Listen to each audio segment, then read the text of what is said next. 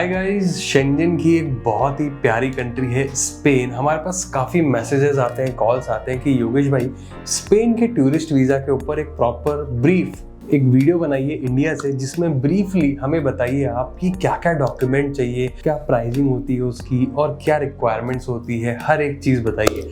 तो गाइस हाजिर है आज का वीडियो, जिसमें मैं आपको डिटेल में बताने वाला हूँ कि क्या क्या रिक्वायरमेंट्स होती है, क्या डॉक्यूमेंट चाहिए और क्या प्राइसिंग होने वाली है। और सबसे इंपॉर्टेंट चीज़, मैं आपको दो ऐसी कॉमन मिस्टेक भी बताने वाला हूँ वीडियो के एंड में, जो हर कोई मोस्टली कर ही देता है। बहुत छोटी चीज़ है बट हर कोई उसको इग्नोर करता है और वो मिस्टेक कर देता है। तो कौन सी दो मिस्टेक है जिसके बारे में बात कर रहा हूँ, जिसमें सेकेंड नंबर सबसे ज़्यादा इंपॉर्टेंट है। तो प्लीज़ वीडियो को आप पूरा देखिएगा, पूरी इन्फॉर्मेशन लेके जाइएगा, तभी आपको समझ में आएगा कि अगर आपको स्पेन जाना है तो उन दो चीज़ों का ध्यान रखना बहुत ज़्यादा जरूरी है। तो गाइस करते हैं वीडियो की शुरुआत करने से पहले बताना चाहूँगा, मेरा नाम है योगेश, चैनल का नाम है योगी द इन्फो गुरुजी, और हमारा काम है आपका ट्रैवल एक्सपीरियंस बेस्ट करना। चाहे आप हमसे वीज़ा लो, होटल लो, पैकेज लो, आपका एक्सपीरियंस बेस्ट होना चाहिए। तो प्लीज़ चैनल को कर दो सब्सक्राइब, बेल आइकन को कर दो ऑन। करते हैं वीडियो की शुरुआत। सबसे पहले तो मैं आपको बताना चाहूँगा कि प्रोसेसिंग टाइम क्या होता है, कि मतलब जब आप एम्बेसी में जाते हो, अपनी फाइल को सबमिट करते हो, कितने दिनों में आप एक्सपेक्ट कर सकते हो रिजल्ट को। तो गाइस देखो, 15-20 वर्किंग डेज आप मान के चलो, इतने दिनों में आपको रिजल्ट का पता पड़ जाएगा, ठीक है, कि एग्जैक्टली रिजल्ट क्या है, क्या आपका वीज़ा अप्रूव है, रिजेक्ट है। लेकिन हमारे केस में एक बात बताऊँ, हमारा मोस्टली जितने भी शेंजन के टूरिस्ट वीज़ा लगाए हैं आज तक, चाहे आप स्पेन ले लो, जर्मनी, फ्रांस, इटली, कोई सी भी कंट्री ले लो, हमारा 10 दिन के अंदर अंदर रिजल्ट आ जाता है। And thanks to our filing team की, बिकॉज ऑफ देम हमारा रिजल्ट मोर देन 95% है आज की डेट में शेंजन का। तो गाइज ये आप मान के चलो 15 से 20 दिन। अब अगर मैं वैलिडिटी की बात करूँ ना, तो आप ये मान के चले 90 डेज की वैलिडिटी आपको मिल जाती है for Schengen tourist visa. 90 days की वैलिडिटी मतलब 90 डेज में आप ट्रैवल कर सकते हो। अब अगर मैं ड्यूरेशन की बात करूँ, तो ड्यूरेशन देखो टोटली डिपेंड करता है एम्बेसी के ऊपर, कि एम्बेसी आपको कितने ड्यूरेशन का टूरिस्ट वीजा ऑथराइज कर रही है, ग्रांट कर रही है, वो टोटली डिपेंड करेगा एम्बेसी के ऊपर। और एम्बेसी वो डिसीजन कैसे लेती है, आपकी फाइल के ऊपर। इसके लिए मैं बोलता हूँ कि अगर आप अपनी फाइल एक वीजा एक्सपर्ट से और एक वीजा प्रोफेशनल से बनवाते हो, अगर आप हमसे बनवाते हो इन केस, तो हम क्या करते हैं, आपकी रिक्वायरमेंट को देखते हैं, समझते हैं कि आपके जाने का रीजन क्या है, क्या आपके पास जेन्युइन रीजन है, तो उस अकॉर्डिंग हम आपकी फाइल बनाते हैं लॉन्ग स्टे की। अगर मान लो आपको शॉर्ट ड्यूरेशन नहीं चाहिए, लॉन्ग ड्यूरेशन चाहिए, तो हम क्या करते हैं, उस फाइल को उस अकॉर्डिंग प्रिपेयर करते हैं ताकि आपको लॉन्ग ड्यूरेशन वहाँ का मिल जाए। अब अगर मैं बात करूँ डॉक्यूमेंटेशन की, तो आप ये समझ के चलिए, इंडिया से हमको चाहिए आपकी पासपोर्ट की copy, Aadhaar card copy, PAN card copy. अब ये 3 डॉक्यूमेंट तो आपके पास होंगे ही होंगे, तभी आप प्लान कर रहे हो ट्रैवल करने का स्पेन, ठीक है, क्योंकि ये कॉमन डॉक्यूमेंट्स है। उसके बाद में लास्ट 6 मंथ का बैंक स्टेटमेंट चाहिए रहता है, और एनओसी फ्रॉम द कंपनी, ठीक है। एनओसी मतलब नॉन ऑब्जेक्शन सर्टिफिकेट, जो आपको आपकी कंपनी से लेना होता है अगर आप कहीं पे जॉब कर रहे हो। तो होता क्या है, उसका फॉर्मेट हम आपको दे देते हैं, सिर्फ आपको अपनी कंपनी के लेटर हेड पे उसका प्रिंट आउट लेना है, साइन स्टाम्प करके हमें दे देना है। एंड लास्ट 3 ईयर का आईटीआर रिटर्न, ठीक है, 3 साल पुराना आईटीआर रिटर्न भी इसमें रिक्वायरमेंट होती है। तो ये 6 चीजें जो मैंने आपको बताई, अगर आप जॉब कर रहे हो तो passport, Aadhaar card, PAN card, last 6 month का bank statement, NOC from the company, last 3 year का आईटीआर रिटर्न।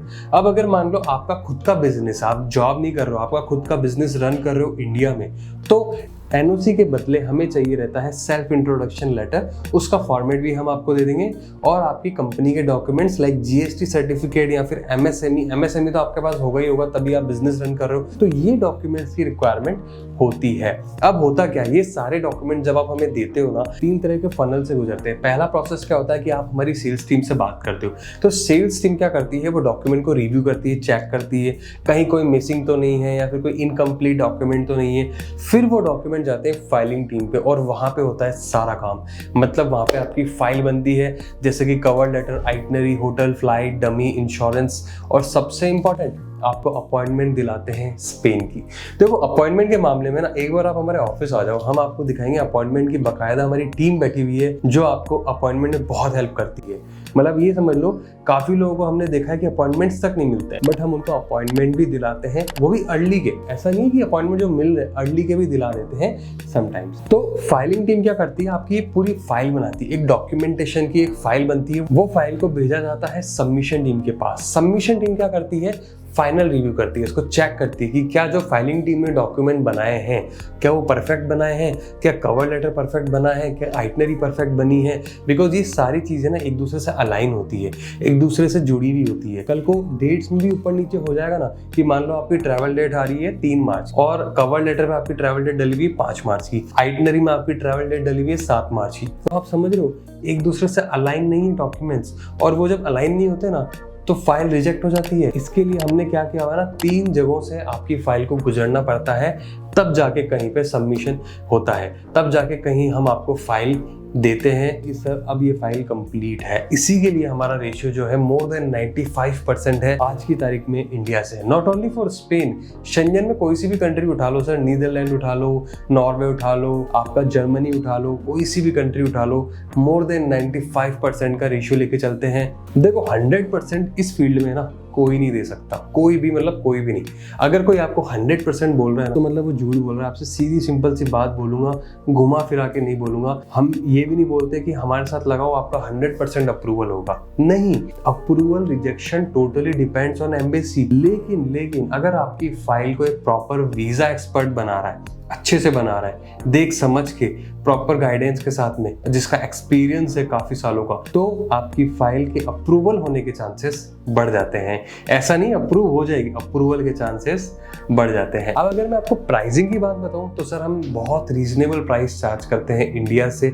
सिर्फ 8500 रुपीज हम चार्ज करते हैं, जिसमें अपॉइंटमेंट कॉस्ट भी इंक्लूड होती है, हमारा सर्विस चार्ज भी इंक्लूड होता है, cover letter, itinerary, hotel, flight dummy, सब कुछ। अगर मैं आपको कॉस्ट की बात बताऊं तो लगभग 6,500-7 हज़ार तक कॉस्ट लग जाती है। अब आप खुद हिसाब लगा लो कितने मार्जिन में हम काम करके आपको दे रहे हैं, वो भी स्पेन जैसी बड़ी कंट्री का। इसके लिए लोग हम पे ट्रस्ट करते हैं, बिकॉज हम बहुत मिनिमल मार्जिन में आपकी फाइल बना के आपको देते हैं। सिर्फ आपको जाके सबमिट करना है जब भी आपका अपॉइंटमेंट होता है। एक चीज मैं आपको बताना चाहूंगा, जब फाइल सबमिट करने जाओगे ना स्पेन की, तो स्पेन एम्बेसी में आपको 15,000 की फीस होती है, वो पे करनी होती है, वो एम्बेसी फीस होती है। इस चीज को आपको ध्यान में रखना बहुत जरूरी होता है। काफी एजेंट ये बताते ही नहीं है, वो ये सोचते हैं ये प्राइस आपको बताएंगे तो आप सोचोगे प्राइस बहुत ज्यादा है, बट हम ऐसे नहीं है। हम आपको पूरा ट्रांसपेरेंट जेन्युइनिटी के साथ बता रहे हैं कि 15,000 की फीस जो होती है वहां पे करनी होती है। ओवरऑल अगर मैं आपको खर्चा बताऊं तो 15,000 वहां पे, 8,500 हमको, तो लगभग 23 से 24 हज़ार का खर्चा आपका हो जाता है फॉर स्पेन टूरिस्ट वीज़ा। अब हम वीज़ा में ज़्यादा फोकस क्यों करते हैं, क्योंकि जैसे ही वीज़ा आ जाएगा ना उसके बाद होटल, फ्लाइट, पैकेज तो हम आपको वैसे ही दे देंगे, बहुत ईजी है। सबसे इंपॉर्टेंट टास्क होता है कि आपका वीज़ा लगना चाहिए, that is the main thing. अब हम डिस्कस करते हैं कि 2 चीज़ें जो मैं आपको बता रहा था ना, कि 2 चीज़ें जो हर कोई इग्नोर कर देता है। देखो नंबर 1 चीज़ क्या है जो मैं आपको बता चुका हूँ ऑलरेडी, कि आपके डॉक्यूमेंट्स आपस में अलाइन नहीं है। मतलब आपने कवर लेटर बनाया, उसके अंदर डेट्स कुछ और है, उसके अंदर होटल कोई और सा है, आइटनरी में होटल कोई और है, डेट्स कुछ और है, उसके बाद जो फाइल बन रही है जिसमें काफी सारे डॉक्यूमेंट्स लगते हैं वहां पे कुछ और है। इसको बोलते हैं incomplete documents and inaccurate documents. मतलब आपके डॉक्यूमेंट कंप्लीट ही नहीं है और इनएक्यूरेट भी है, उनमें एक्यूरेसी नाम की चीज ही नहीं है।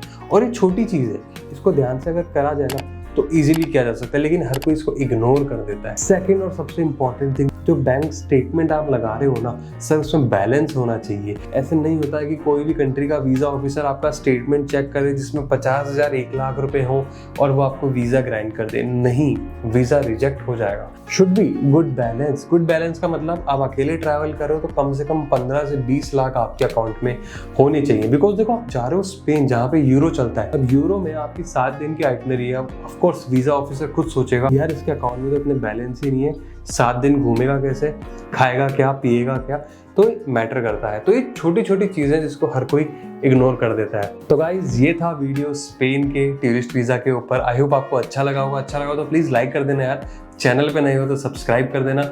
मिलते हैं अगले ही ऐसे इन्फॉर्मेटिव वीडियो के साथ, तब तक के लिए जय हिंद।